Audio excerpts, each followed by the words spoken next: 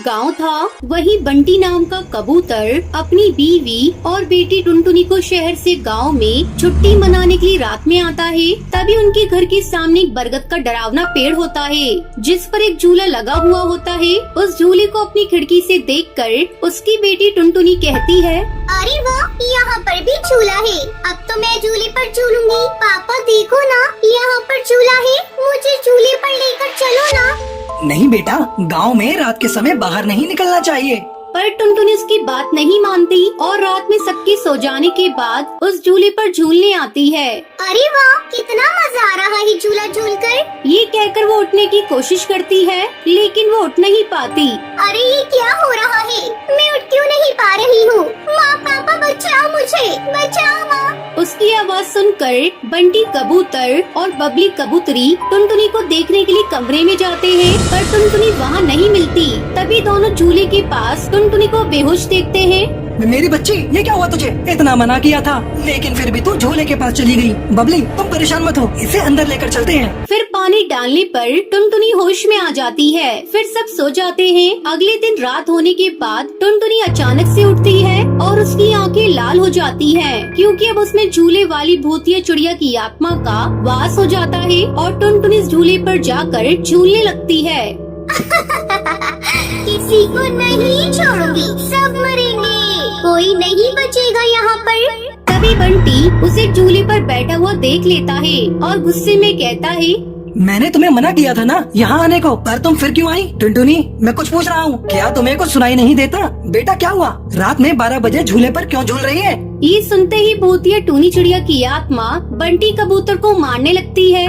क्या है, क्यों मुझे परेशान कर रहे हो? जैसे झूला भी नहीं झूलने देते हो। हट जाओ मेरे सामने से, मुझे झूला झूलना है। टुनटुनी बेटा, तुझे क्या हुआ है? ऐसे क्यों कर रही है? टुनटुनी, जरूर कोई बात है, कुछ तो गलत हुआ है। हाँ, गलत तूने किया है यहाँ आकर। अब मैं तुझे नहीं छोड़ूंगी।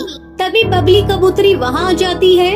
अरे टुनटुनी, तू अपने पापा को क्यों मार रही है? क्या हुआ है तुझे? इसके बाद भूतिया टूनी चिड़िया की आत्मा झूला झूलते झूलते बेहोश हो जाती है और टुनटुनी वहाँ गिर पड़ती है। बंटी को टुनटुनी पर भूतिया चिड़िया की आत्मा का साया लगता है। वो उसे अंदर ले जाकर रस्सी से बांध देता है, साथ ही तांत्रिक बाबा को बुला लेता है। तभी तांत्रिक मंत्र पढ़कर लॉकेट टुनटुनी के माथे पर रखता है। तभी एकदम से वो आत्मा बौखला जाती है और चिल्लाकर कहती है, छोड़ो मुझे, किसने पकड़ा है? मुझे छोड़ो, नहीं तो मार डालूंगी। तांत्रिक, तेरी इतनी हिम्मत, तूने मुझे बांधा। बोल, हटा मेरे माथे से लॉकेट। तांत्रिक के मंत्र पढ़ते ही भूतिया चिड़िया की आत्मा की शक्तियाँ कमजोर हो जाती हैं और वो चिल्ला उठती है और साथ ही आसपास की सारी चीजों को तोड़ने फोड़ने लगती है। भूतिया चिड़िया की आत्मा, तू क्या समझती है? एक तू ही शक्तिशाली है। मैंने भी काली शक्तियों में महारत हासिल कर रखी है। अब तेरा सर्वनाश होना निश्चित है। अब चुपचाप बता दे, तू इस चिड़िया के शरीर में क्या कर रही है? नहीं बताऊंगी, मैं तुझे नहीं बताऊंगी। जो करना है तांत्रिक, तू कर ले। तांत्रिक बाबा उसके ऊपर विभूति डाल देता है। तभी भूतिया टूनी चिड़िया की आत्मा गाना गाने लगती है। मैं तेरी दुश्मन, दुश्मन तू मेरा, मैं नागिन तू सपेरा। अरे नहीं, नागिन नहीं, मैं तो एक भूतिया टूनी चिड़िया की आत्मा हूँ। अजी देखिए ना, हमारी बेटी कितना अच्छा गाना गा रही है। तुम पागल हो गई हो क्या? हमारी बेटी नहीं, भूतिया चिड़िया की आत्मा है। भूतिया चिड़िया की आत्मा, बता दे तू कहाँ से और क्यों आई है? मेरा नाम टूनी था। मैं इसी गांव में रहती थी और मुझे झूला झूलने का बहुत शौक था। एक दिन मैं इसी पेड़ पर अपने झूले से झूल रही थी। तभी मेरी सहेली ने आकर मुझसे कहा, ए टूनी, जरा मुझे भी झूलने देना, मुझे भी बैठना है। कितनी देर हो गई है तुझे? थोड़ी देर रुक जा, पहले तो मुझे झूला झुला दे। अब तू देख, तुझे कितनी तेज का धक्का देकर जाती हूँ। ऐसा झूलेगी कि जिंदगी भर नहीं भूल पाएगी। सुंदरी कौवी ऐसा बोलकर अपनी सहेली टूनी चिड़िया को जोर से धक्का देकर झुलाने लगती है। तभी वो बरगद के पेड़ की जड़ को टूनी चिड़िया के गले में फेंक देती है, जिससे उसका गला दबकर मौत हो जाती है। जब से मैं भूतिया चिड़िया की आत्मा बन गई और मरने के बाद भी इस झूले पर किसी को नहीं झूलने देती। और फिर मैंने अपनी सहेली सुंदरी को भी मार डाला। टुनटुनी झूले पर झूलने आई तो मैंने उसके शरीर में ही कब्जा कर लिया। बस बहुत हुआ, तेरे अब जाने का समय आ गया है। तांत्रिक बाबा इतना कहते ही भूतिया टूनी चिड़िया की आत्मा पर गंगा जल छिड़क देता है, जिसके बाद उसकी आत्मा टुनटुनी के शरीर से बाहर निकल जाती है। रामपुर चलोगी क्या और कितने पैसे लोगी? देखिए साहब, वैसे तो 20 रुपए भाड़ा है, लेकिन रात का समय हो रहा है और ऊपर से मौसम भी खराब है, तो मैं आपसे 40 रुपए लूंगी। ठीक है ले लेना, लेकिन तुम मुझे जल्दी से वहाँ पहुँचा दो।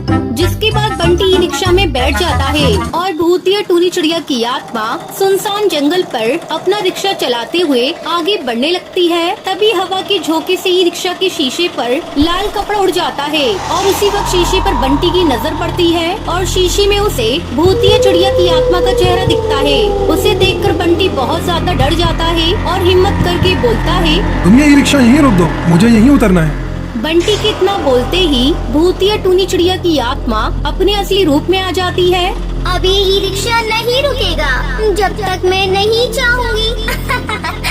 ये कहकर भूतिया टूनी चिड़िया की आत्मा बंटी कबूतर को मार देती है। मेरे हाथों से कोई भी जिंदा नहीं बचेगा, मैं सभी पक्षियों को मार डालूंगी।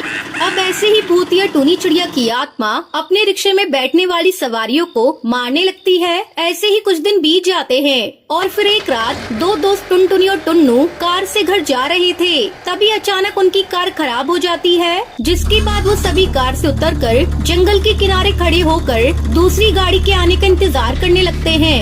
यहाँ इस सुनसान जंगल पर कोई गाड़ी नहीं आने वाली, हमें पैदल ही चलना पड़ेगा। तभी टुन्नू को ई रिक्शा आते हुए दिखता है और वो बोलता है, वो देखो एक ई रिक्शा आ रहा है। जिसके बाद भूतिया टूनी चिड़िया की आत्मा अपना ई रिक्शा वहाँ आकर रोकती है और वो दोनों उसमें बैठ जाते हैं। यार बहुत टाइम बाद हम ई रिक्शा में बैठे हैं, तो क्यों ना एक सेल्फी हो जाए। गुड आइडिया टुन्नू, चलो सेल्फी लेते हैं। जिसके बाद टुन्नू अपना फोन निकालकर कैमरा ऑन करता है, लेकिन गलती से उसका बैक कैमरा ऑन हो जाता है। लेकिन उसे रिक्शा चलाते हुए वो चिड़िया कैमरे में नहीं दिखती। ये देखकर टुन्नू डर जाता है। क्या हुआ, मैं तुम्हें कैमरे में नजर नहीं आई ना? इतना बोलते ही भूतिया टूनी चिड़िया की आत्मा अपने असली रूप में आ जाती है। अब तुम में से कोई भी जिंदा नहीं बचेगा, मरोगे, सबके सब मरोगी। लेकिन तुम हमें मारना क्यों चाहती हो, बताओ मुझे। पक्षी की शक्ल में तुम सब भेड़ियों दरिंदे हो। इतनी खुश थी मैं अपनी जिंदगी में, लेकिन उन पक्षियों ने मेरी जिंदगी को बर्बाद कर दिया। मैं अपनी माँ बबली के साथ रहती थी। पिता के बाद घर की सारी जिम्मेदारी मेरे कंधों पर आ गई थी। मैं रात में ई रिक्शा चलाया करती थी। एक दिन की बात है, मैं सवारियों को छोड़कर अपने घर जा रही थी। तभी उस वक्त तेज बिजली कड़कती है और बारिश शुरू हो जाती है। तभी कालू हरी तोता नशे में तो मेरे पास आए और मुझसे कहने लगे, ए चिड़िया, रिक्शा खाली है क्या? हमें अपने घर जाना है। खाली तो है साहब, लेकिन मैं नहीं जा सकती क्योंकि मैं अपने घर जा रही हूँ। ऐसे कैसे नहीं लेकर जाएगी, मैं देखता हूँ। इतना बोलकर कालू उसके साथ बदतमीजी करने लगता है। छोड़ दो मुझे, मैं तुम्हारे आगे हाथ जोड़ती हूँ, मुझे मेरे घर जाने दो। घर पर मेरी माँ मेरे इंतजार कर रही होगी। अरे तूने मना करके बहुत बड़ी गलती की है, इसलिए हम तुझे कहीं का नहीं छोड़ेंगे। जिसके बाद उन दोनों ने मुझे मार दिया और तभी से मेरी आत्मा यहाँ भटक रही है और मैं ई रिक्शा चलाकर पक्षियों को मारकर अपनी मौत का बदला ले रही हूँ।